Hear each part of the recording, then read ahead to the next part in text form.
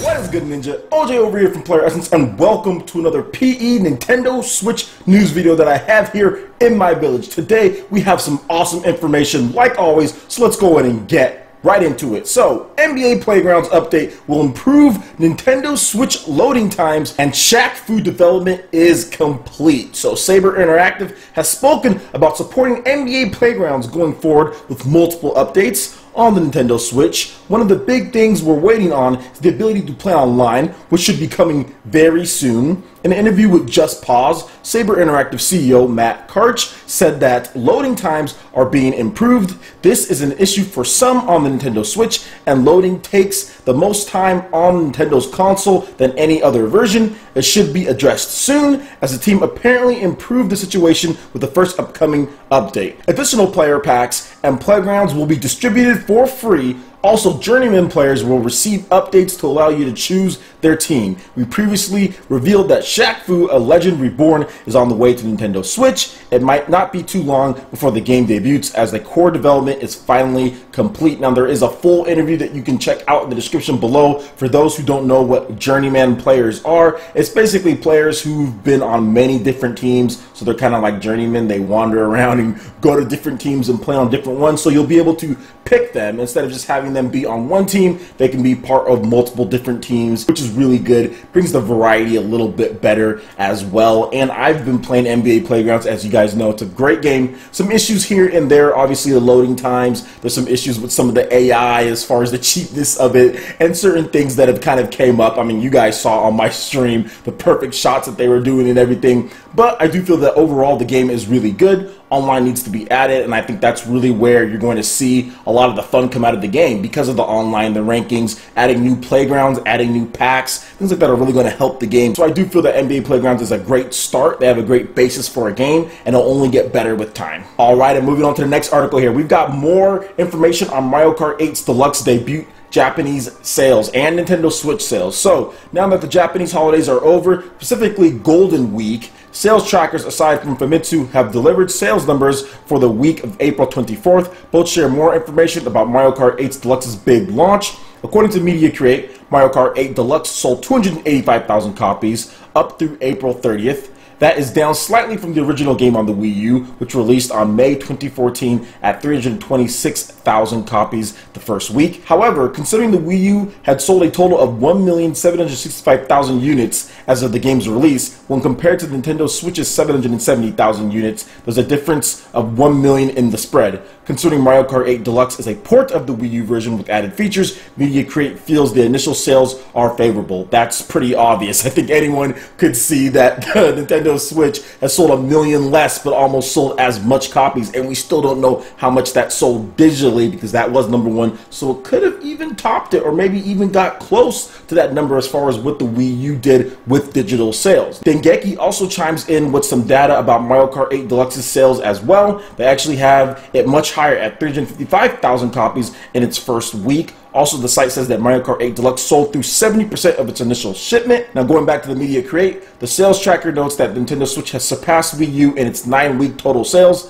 where the latter sold 758,000 units, while Wii U had a decreasing trend in sales during the same period. Nintendo Switch still continues to sell favorably. More major titles are planned to be released in the future, so Media Create has an outlook of Nintendo Switch's pace that's faster than the Wii U, and that's pretty obvious at this point. And another big thing to point out is that Wii U did launch during the holiday period in Japan, whereas it did not launch during the holiday period as far as the Nintendo Switch goes. That launched in March, which is not a holiday period at all, and really not a time where most people launch consoles or devices. And the last time Nintendo did it in March, things didn't turn out too well. That was the Nintendo 3DS. Sales were very slow out of the gate, slower than the Wii U. So I do feel that with what Nintendo's doing at this point, obviously they have the right device. They have the right device that really caters to Japan, right? We've talked about that before. But another thing that Nintendo really has this time is a game plan. I think going into the Wii U, there just wasn't a solid game plan for Japanese or Western support. It just wasn't a solid game plan at all. It was kind of get everything out at launch, and let's hope Monster Hunter does something for us in Japan. There really wasn't a good game plan, and I think this time they have one. Obviously, we got Legend of Zelda Breath of the Wild right there at launch. Fantastic game. You got stuff like Snipper Clips, 1-2 Switch. That's addressing multiple different audiences, getting the family involved. Then on top of that, you get Mario Kart 8 Deluxe, which was the best-selling Wii U game, hands down from Nintendo, from any company, best-selling Wii U game, and you put that out in the second month of the Nintendo Switch's existence. That is really good when you put that with The Legend of Zelda Breath of the Wild. On top of all of that, you're letting people know what's coming in the future. So I think that's the biggest difference more than anything. So I just feel that the plan is a lot more solid, and that's why you're going to see the continued sales. And whereas the Wii U was really dipping at this point, Nintendo Switch is staying steady and even increasing from week to week. I think the system is going to be very good as far as sales in Japan for the foreseeable future. The portable nature of it, the hybrid aspects is really what a Japanese gamer probably wanted, and it kind of lived up to what the Nintendo 3DS and what the PS Vita couldn't do, which is full real console gaming on the go and at home right there, and being able to do it both very well. So what do you guys think about this news here? Let me know in the comment section below. Alright, and moving on to the next article here. Nvidia CEO talks up the Nintendo Switch and why partnering with Nintendo made sense. So Nintendo partnered with Nvidia on the main technology behind the Nintendo Switch. Each unit features a chipset from the Tegra line. During its latest financial call, Nvidia CEO Jen Huang was asked about the company is interested in pursuing console further in light of the Nintendo Switch's success. That led him to talk about this Nintendo Switch, stating, quote, "Consoles is not really a business to us. It's a business to them, and we're selected to work with these consoles. And if it makes sense and the strategic alignment is great, and we're in a position to be able to do it, because the opportunity cost of building a game console is quite high. The number of engineers who know how to build computing platforms like this, and in the case of the Nintendo Switch, it's just an incredible console that fits in such a small form factor, and it could both be a mobile gaming device as well as a console gaming device. It's really quite amazing, and they did just an amazing job." Somebody asked me a few months ago, before it was launched, about how I thought it was going to do. And of course, without saying anything about it, I said that it delighted me in a way that no game console has done in the last 10 to 15 years. And it's true. This is a really, really innovative product and really quite ingenious. And here's the thing, guys. I remember covering that article where the Nvidia CEO talked up the Nintendo Switch, and I had a lot of people in the comment section saying, "Oh, well, of course he's talking it up. They're making money. That's what they're going to do." No, but it really is an innovative product as far as what they've been able to do, what they've been able to accomplish in that form factor.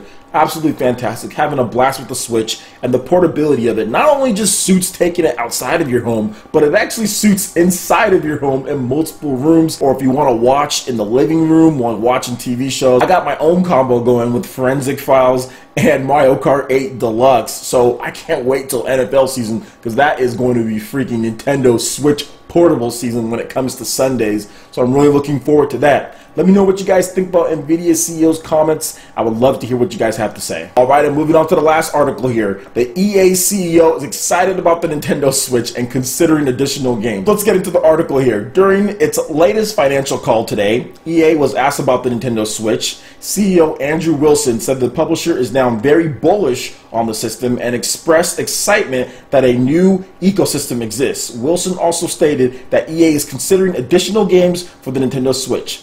As for now, EA is only working on one title for the Nintendo's console, that being FIFA 18. It remains to be seen if and when we'll be seeing any other games from the company. So I do have a little bit to talk about this. I'm not going to go on a rant about EA as far as unprecedented partnership, but I think everyone, jokes aside, everyone can see EA is being very cautious with this system. They're putting out their biggest game that has the most universal appeal when it comes to just casual gameplay, and that is FIFA. What is the game that people would probably want to play the most at home and on the go? And it's probably going to be FIFA as far as what they have from a business perspective of porting costs and all that, and working with what Nintendo has at this moment. So yeah, I can see why they did FIFA, but will they bring other games to the system? I think the sales are crucial. If the sales pick up to the point to where EA can say, all right, we've got a base here, we can sell our games, then we might see some other stuff. But I don't ever think EA is going to go full bore in with the Nintendo Switch unless we see something